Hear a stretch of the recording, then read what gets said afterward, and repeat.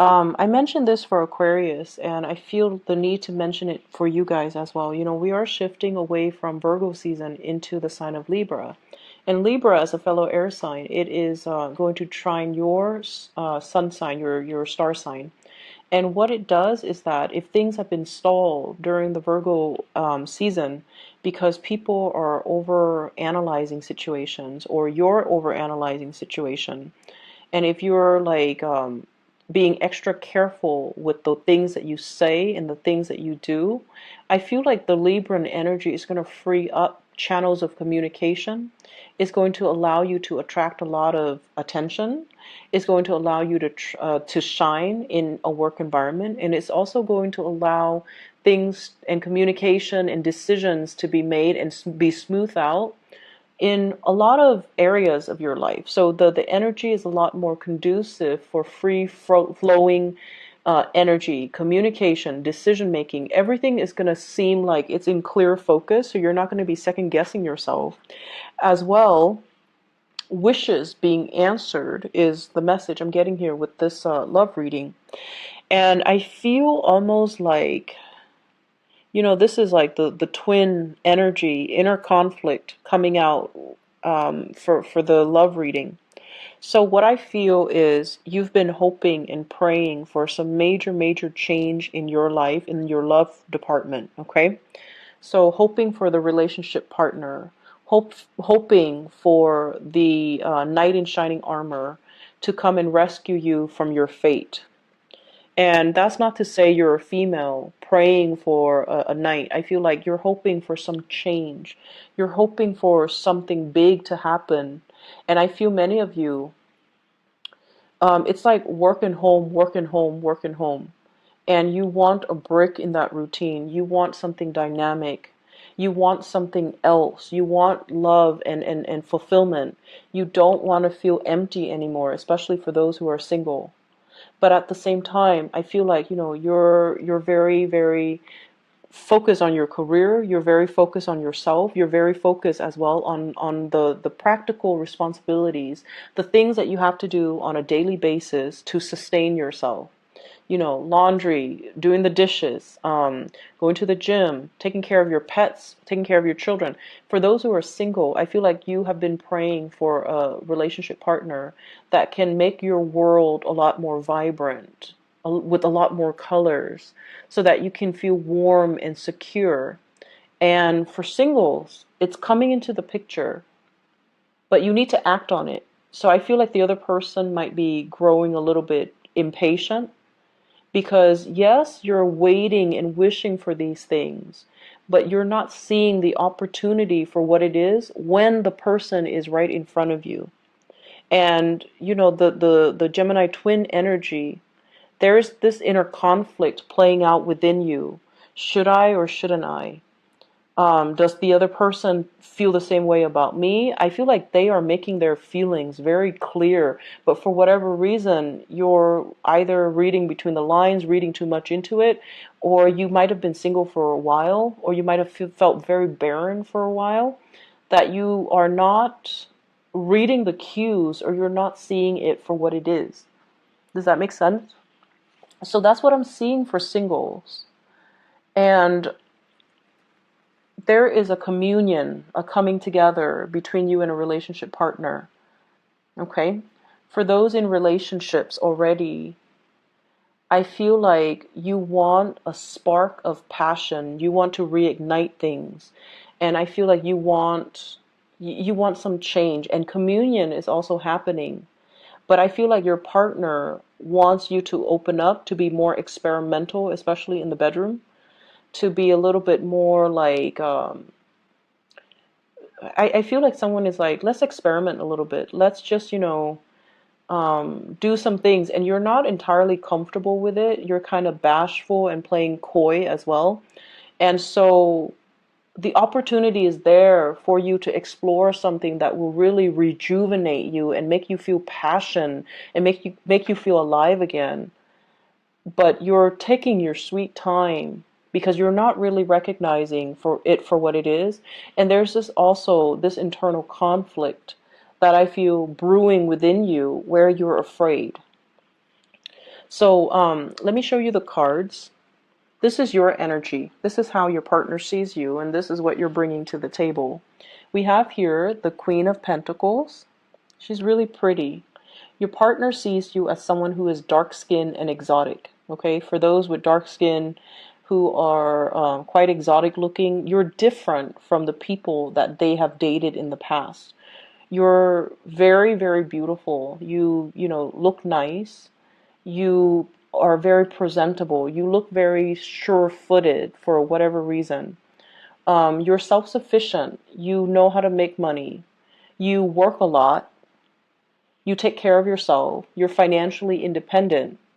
You have a lot of abundance, but you're very closed off emotionally. In this deck, it basically indicates, you know, you can be male or female watching this, but your partner sees you. You can have green eyes or blue eyes, is what I'm seeing here. The green border really jumped out at me. And, you know, you're just very, very exotic. You're not something that they're used to. And you might also have a lot of Taurian characteristics about you, because with this green, I feel like it's an earthy energy. Okay, it's someone who's very practical. It's someone who's very, very, very slow to act. The energy is very receptive. It's not somebody that acts. It's not somebody that makes a move. It's not something that makes their feelings known.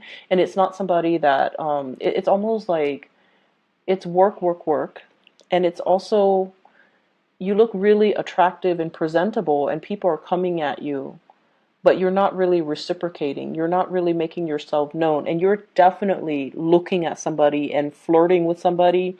And, you know, when they see you, I feel like, or when you see them, I feel almost like this damsel in distress type of energy, where you soften up, where you know, you ask them, can you help me do this? Can you help me do that? Your voice gets a little bit different. Your demeanor is different. So you definitely, for singles, you have somebody that you're eyeing, okay?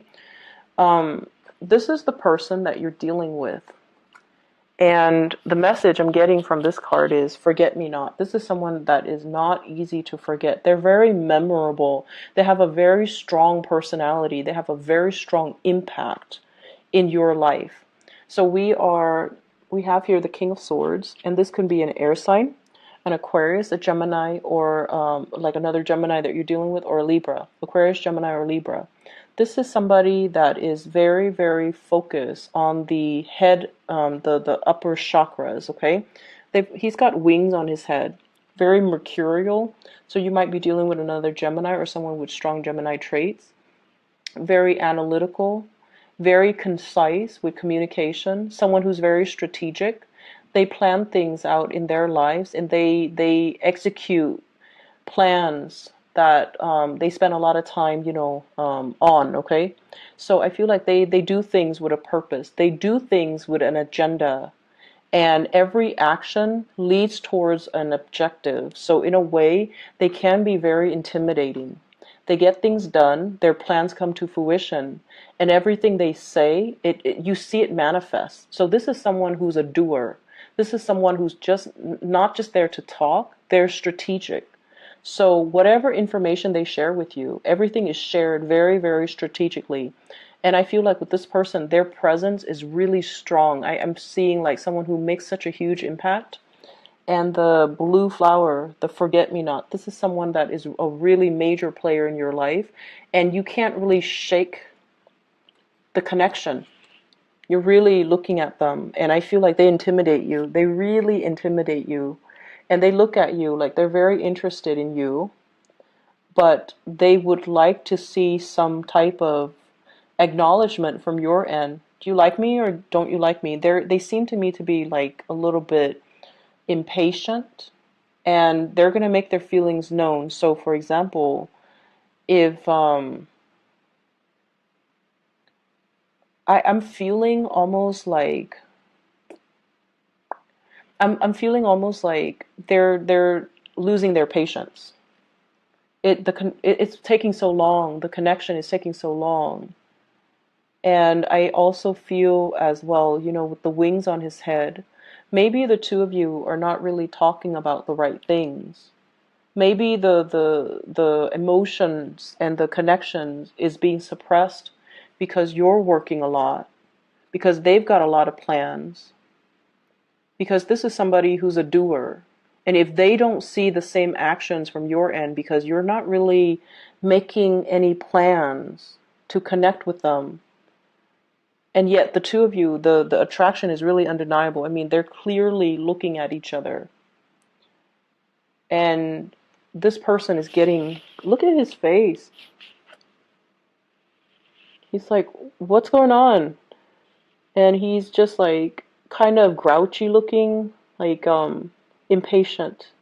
And I feel like this is somebody who likes animals, who's very soft inside, but he's so upper chakra focused that he talks about things that might just be, very platonic. But there's definitely emotions here. There's definitely attraction. They find you very beautiful, and they find you possibly, it's almost like your beauty intimidates them, whereas their intelligence intimidates you. Like your beauty intimidates them, and their intelligence intimidates you. So if this sounds like somebody that you're dealing with, they might not even be an air sign, but I feel like their patience is wearing thin, okay? Mainly because they want to make that connection, but you're not really giving them any signals like a green light. Green light, there we go. Green border, green light. You need to send them some type of a signal. The other person that you might be dealing with, or what you're hoping to come into the picture, because all of these cards are major arcana cards. We have here the Death card, wanting that change, feeling like you're Skeletor, okay? You're this person walking around kind of cold in an environment where you don't have skin, you don't have a heart, you don't have feelings. Feeling like you're just going through the motions in a very barren landscape. Feeling like you're just going to work and home. Not feeling inspired in your life, and finding, like, wanting to find that spark of passion.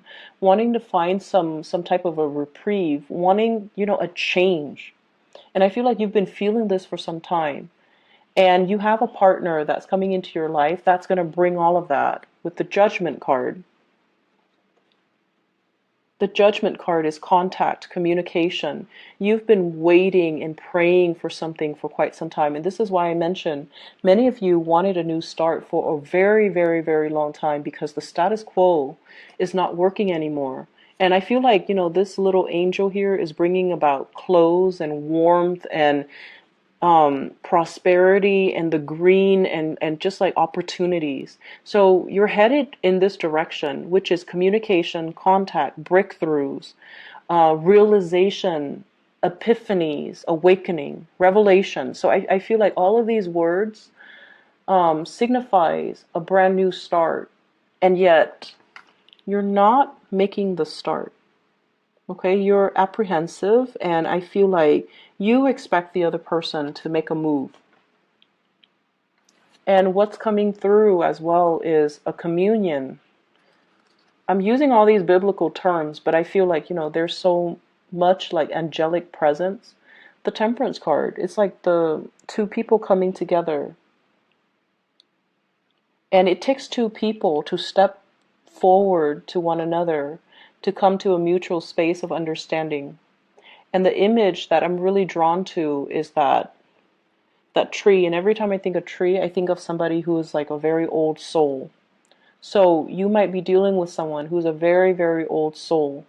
They have things to do, places to go, and they need to travel to raise their vibration. And what that means is they want to learn. They don't like to have opportunities pass them by. And so if they see you as someone who lets opportunities pass you by, they might not feel like you're the right person for them. So I see like on a very deep soul connection, and I also feel like somebody is teaching you a lot about yourself. Someone is revealing to you that you've been behaving like this. You might have been clinging on to a lot of, earthly things, homes, financial security, and you might not have acted in a way that allows that's really nourishing your soul. You might have everything at your disposal, but if you're like the skeleton here, where you're operating in a barren landscape and you don't feel human and you don't feel like you matter, and then you let these opportunities pass you by, it can be very detrimental.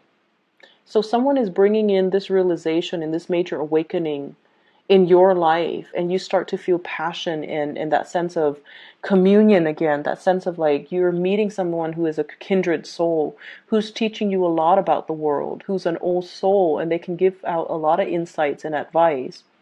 Then go for it. Okay?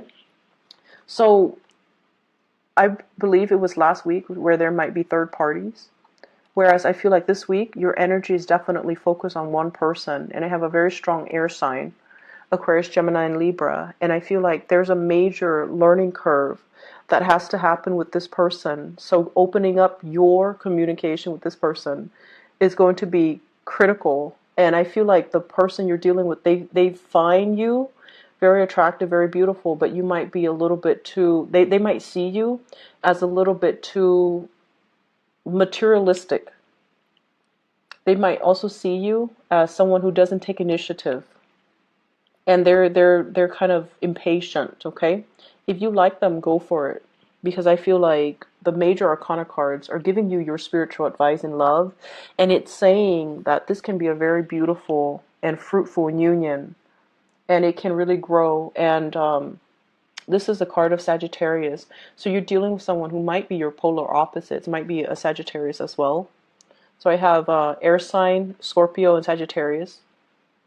So Aquarius, Gemini, Libra, Scorpio, Sagittarius. But these are people that are very polar opposites from you.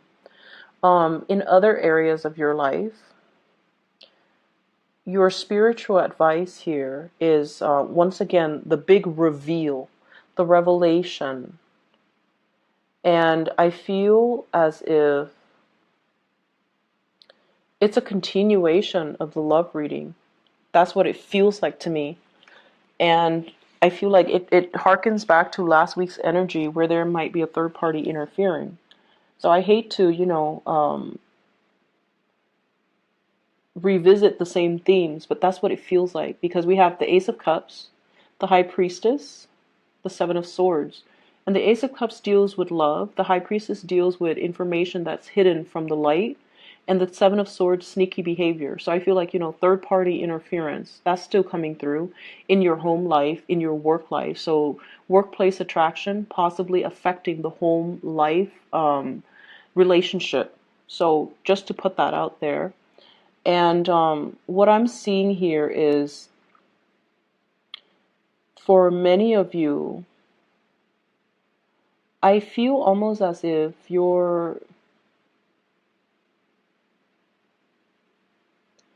there is like a big revelation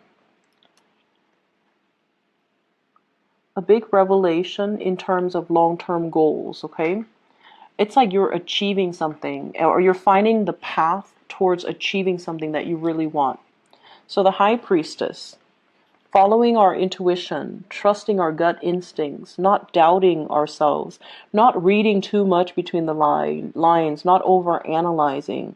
Let go of that Virgoan energy and just kind of live in the moment and feel things out, and kind of like lift the veil from your face so you can kind of see what's in front of you.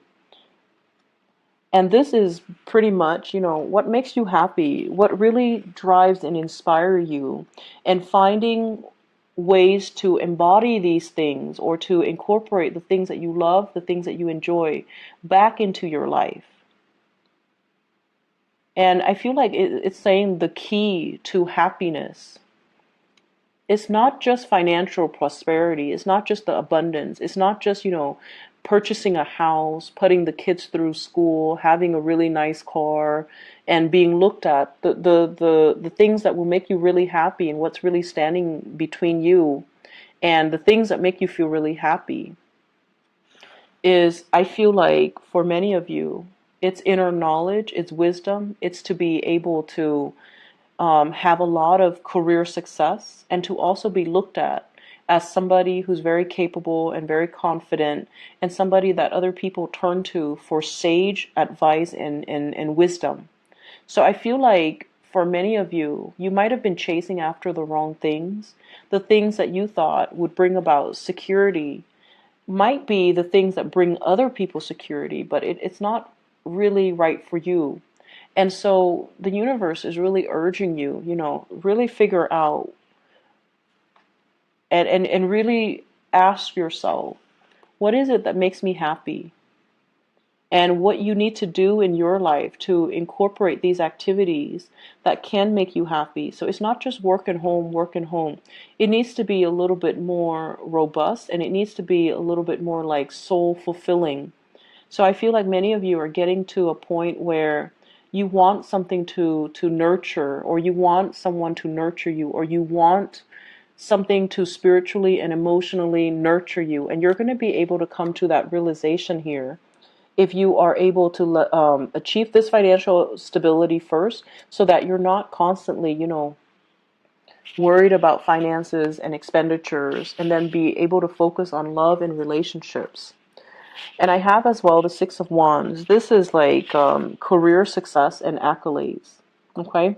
This is pretty much getting ahead in life, having a wide following, getting a lot of recognition, and being able to lead the way, having people trust you enough and respect you so that they can follow your lead, and they can, come to you for advice and for consultation. And we also have as well the Seven of Swords as well as the Six of Wands. The sword energy can be a little bit problematic in that we step over other people in order to get ahead. Okay, so it's sort of like, I feel like for many of you in the work environment, figuring out, am I really happy here, or do I need to make a change? Am I really happy with the cutthroat environment, even though I'm making so much money at this job? Is the cutthroat environment worth it? Or should I find a more harmonious place to work? And I feel as well, it's sort of like somebody's stepping over somebody in order to achieve, in order to get ahead. And you're seeing it and you're not liking it. So there are just huge things about, how do we find emotional fulfillment? What's right? What's morally like the right thing to do, as well as things that we need to kind of incorporate into our lives so that we're not feeling like this, like life is barren, and that the work environment is like, it goes along, it moves along, but you're not feeling inspired. So finding that inspiration possibly in the work that you do, changing your job, or even finding that inspiration through other avenues. It's like you're expecting one area of your life to fulfill all of your emotional needs, and as a Gemini, that's nearly impossible. You need to have other things going on. You need to have friends. You need to have hobbies. You need to have family. You need to have, you need to be able to travel. You need to be able to take time away from work and, rejuvenate, go to a spa, get a massage, do like things that make you feel human and alive, and that you're worthy. Okay. So I feel like the need to get back to your creativity, that's also in line. Okay.